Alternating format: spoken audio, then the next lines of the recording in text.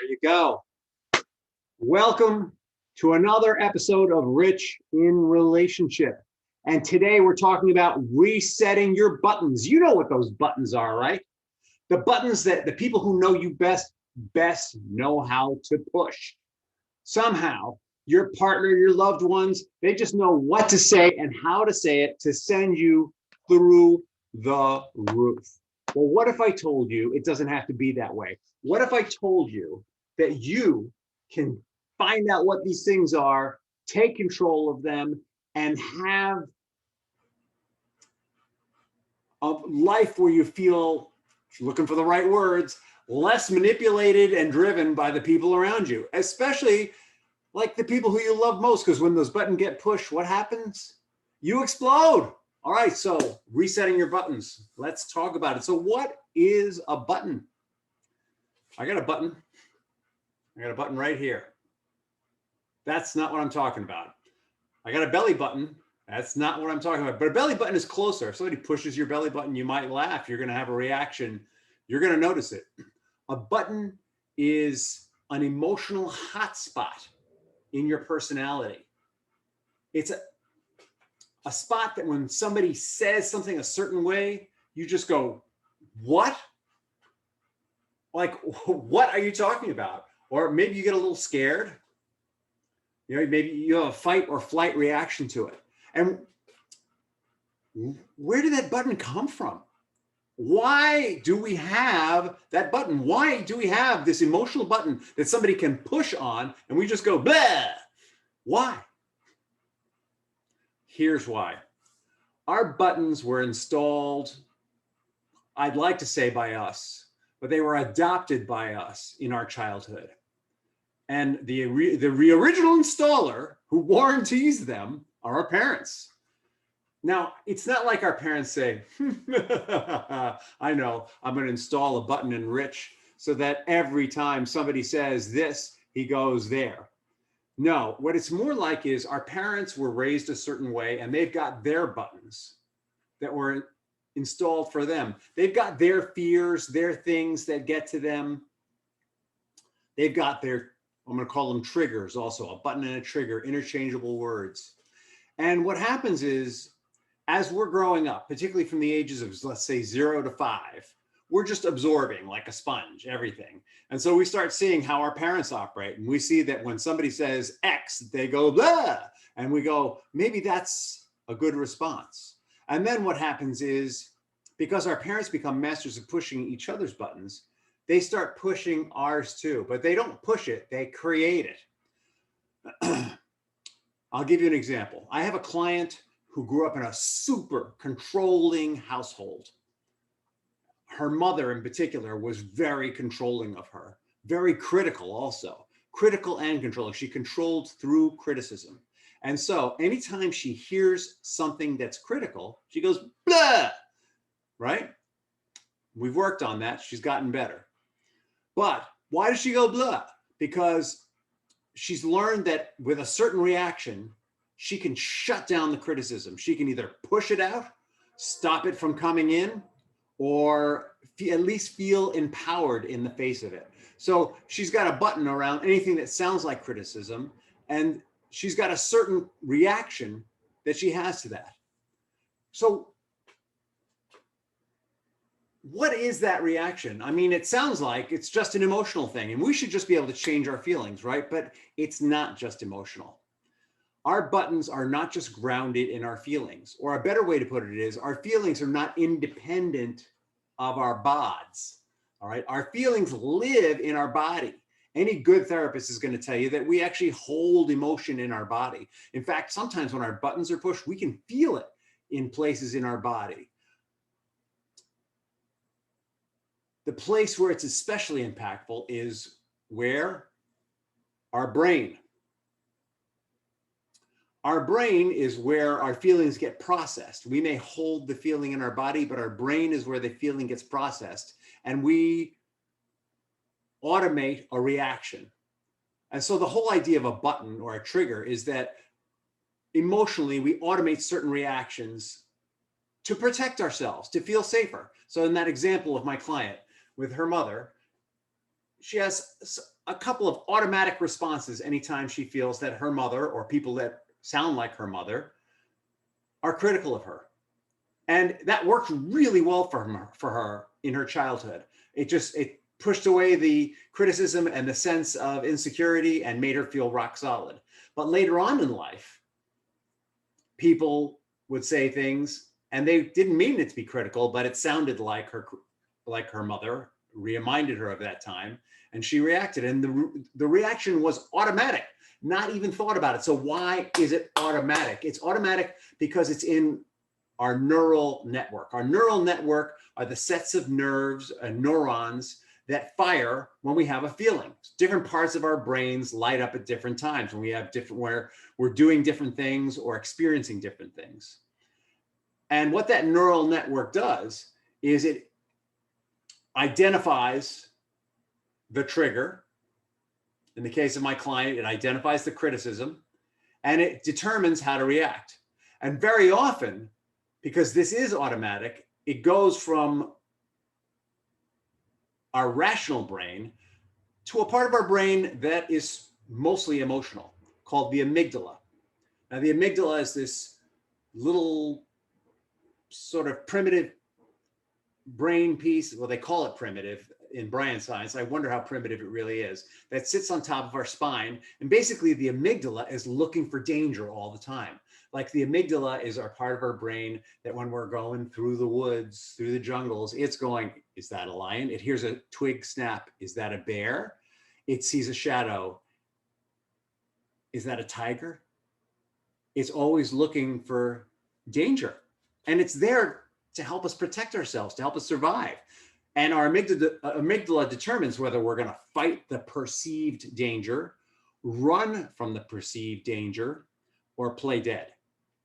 So my client who feels criticized has 3 responses to criticism. The primary one is to fight, because that's what worked best.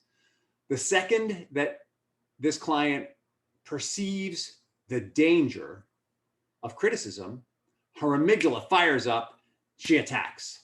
And that is right there how buttons work. And she's got this well-ingrained neural network that was started when she was 0 to 5 and perfected from 7 to 21, and then utilized again and again and again until she came to me. So what we're combating here is something that helped us, that has maybe become a hindrance to us. And it isn't just emotional, it's also neurological. It's in our body. And it involves a part of our brain. And actually, the more that your amygdala is triggered, the bigger it gets. So people who are in a war zone, for example, have seriously large amygdalas, and other parts of their brains actually shrink because the amygdala becomes really important. So if you feel like you're under constant attack, your amygdala grows.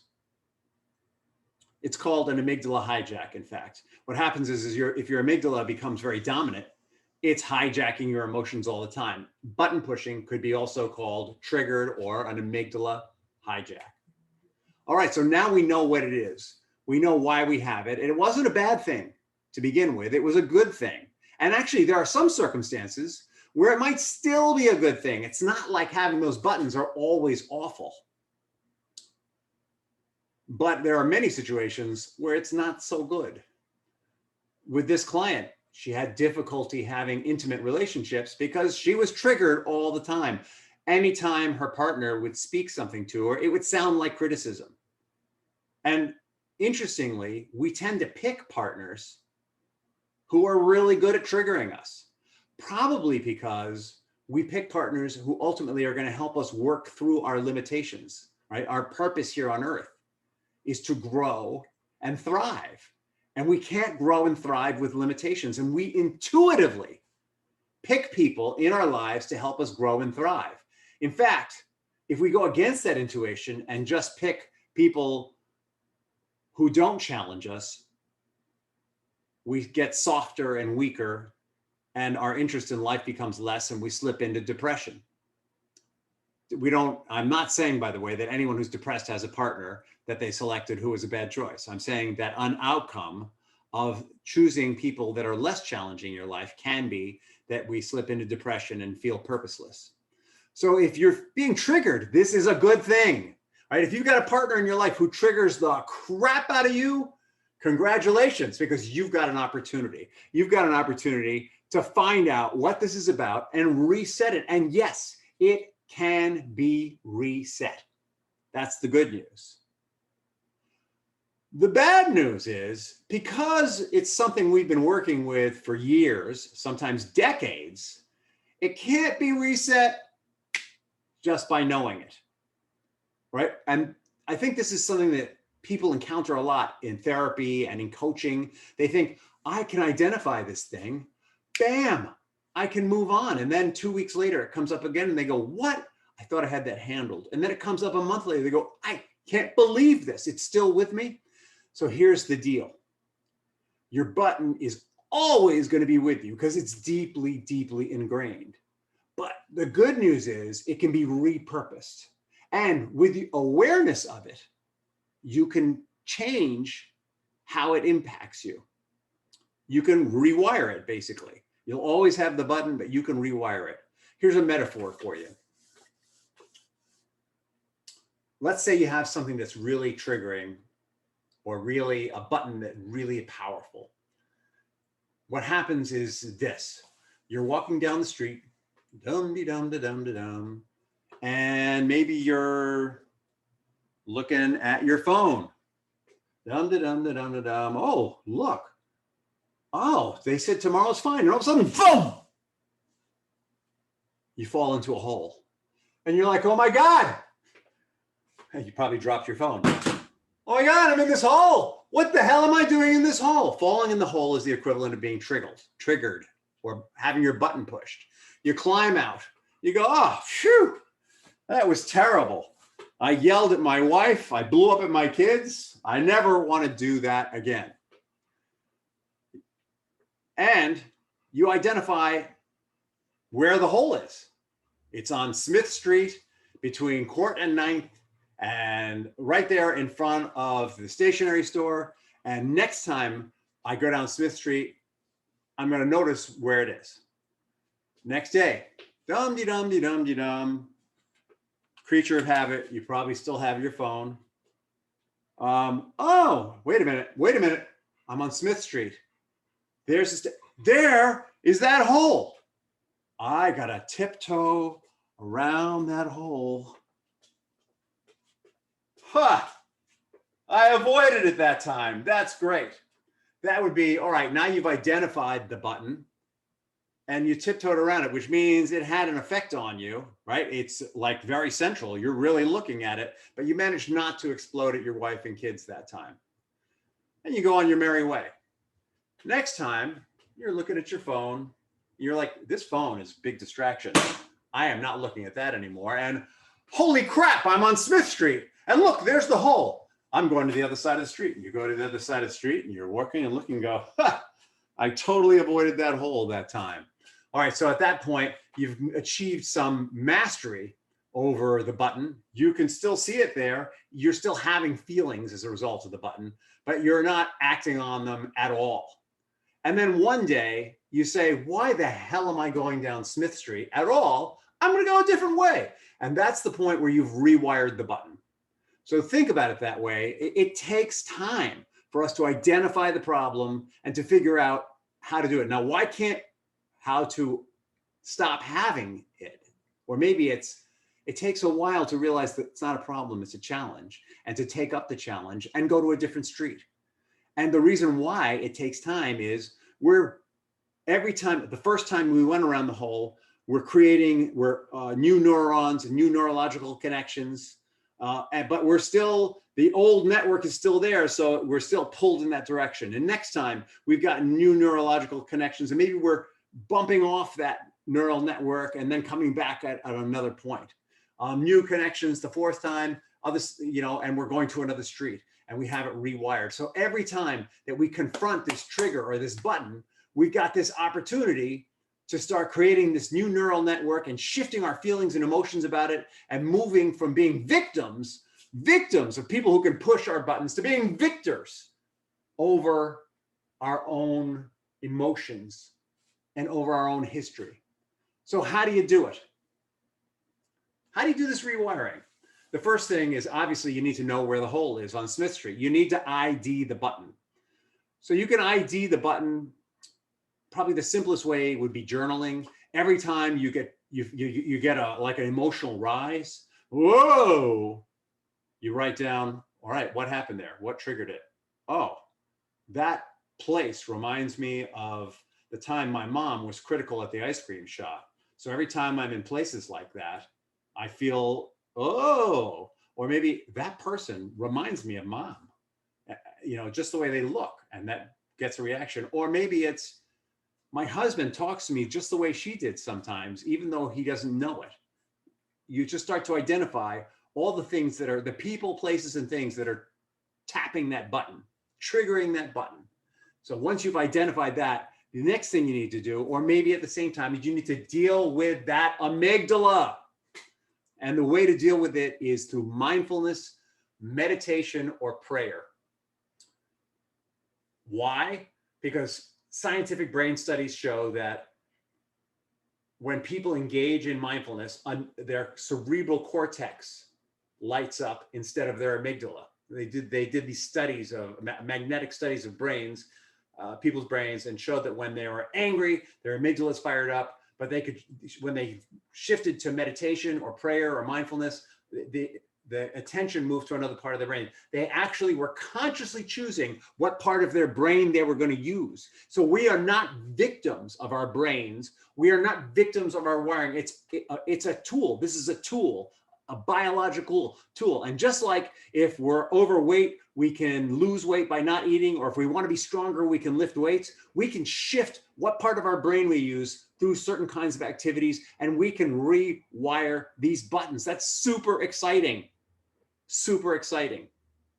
And the best part is that if you engage in mindfulness, meditation, or prayer 4 times a week or more for 15 or 20 minutes a day, your amygdala shrinks and your cerebral cortex, which is your rational reasoning part of your brain, grows. So when you're triggered, you're going to think more and react less as a result. How cool is that? And now the next and final step is identifying the thoughts themselves. The trigger, the button, what are the thoughts? When your button gets pushed, what are you thinking? And how can you change those thoughts? Depending on who you are and how it works, it might be even behavioral. It might be every time you feel you're triggered, the first thing you might want to say to your partner is, I know you didn't mean anything by this, but I'm feeling a little triggered right now. I need to go take a walk, and make sure you tell them that you're coming back, because otherwise they may feel abandoned. I will be back in 10 minutes to talk to you about this. I just need to take a breath. And you go and you think about, all right, what happened there? What did he say? What did she say? What was my reaction? What could my reaction be? What could they have meant? We want to do is we want to put ourselves in their shoes and think about what could they really have meant besides what I think it is, and start to understand what other people really mean when they say things to us, and what's the response we really want to give them, rather than blah. Then we come back and we talk, work it through. So every time you do that, that's the equivalent of tiptoeing around the hole, basically, is I'm going to take a timeout. Look, I'm triggered. I'm going to take a timeout. As your amygdala is shrinking and your cerebral cortex is growing, you may not need to take a timeout. You may need to just go 1 second and do the same process that you did in your 10-minute walk in 30 seconds. Because the more you do that process, the more you ingrain, I'm going to think about what they mean. I'm going to think about what do I really want to say. I know I'm triggered and I know where that comes from. And this is not that. The more you do that, the more you develop a new neural pathway for your thinking and your feelings, the more you reset and start over. And the faster it happens. So you can go from doing that in an hour, a day, an hour, to 10 seconds. You can just go to the point where you're triggered and just go, I'm triggered. What is it? Where do I go? Who is this? Is the person I love? They're not trying to do this. Da, da, da, da. Okay, reset and move forward. I mean, you can actually get to the point where your reaction is not noticeable to them, only to you. The last step would be repurposing the button itself. And what the heck does that mean, right? That means identifying. There's a process in coaching called identifying a gremlin. And so a really deeply ingrained button usually has a really deeply ingrained belief under it. So in the case of my client with the criticism button, what was under it was, I'm stupid. And that was a really deeply, a gremlin is like a deeply ingrained thought that almost has a life of its own. It's been there so long, and it's got that intense neural network. And so there's a process that we do when we're coaching people who have a gremlin, where first we have them name it. Then we have them reject it. And then the next step is they make peace with it. And then as they make peace with it, they find out, where did that thought first start? And what was it protecting? What was the situation that thought was protecting them from, and as a child or a young adult or whenever it happened? And then rewiring it so that they explain to the gremlin as if they're another person, and it's actually another part of themselves. So it is conceivably another person, is another person within them. It is their 6-year-old them who has manifested a behavior and a belief system that no longer applies to 26 or 36 or 46-year-old them. They make a deal with 6-year-old gremlin them that they're going to honor the purpose for which that gremlin was created, which is to protect them, but they're going to subtly change the way that protection is done. So instead of going blah, it's going to encourage them to do something that reinforces how intelligent they are, for example, was what we did with that client, sparing you the details. Now that is a pretty complex process and really hard to do by yourself. Of all the things that I have talked about here in terms of buttons and resetting them and rewiring them, that last piece, you definitely gonna want some help with it. Or you will have done it so many times that it's ingrained in a part of who you are. People who can help you with that are typically going to be coaches. Some very well-trained therapists may be able to help you with that. Certainly something I can help you with. If you want to reach out to me and learn more about this process, go to rich@richinrelationship.com. But honestly, for most people, they're just satisfied to not be going blah when their button's being pushed. For most people, they're perfectly happy to just take a deep breath and go to another street instead of Smith Street. And if these things that I've been talking about sound too challenging, reach out to me and ask some questions. You know what? You could even schedule a complimentary call. It's like a discovery call. We can talk about what you have going on. I can give you some next steps. You can get there through bit.ly/end-the-fight is a link that you can use for that. That will take you to my calendar and you can schedule some time with me. With that, I say thank you for listening. Have a great day and good luck on rewiring those buttons.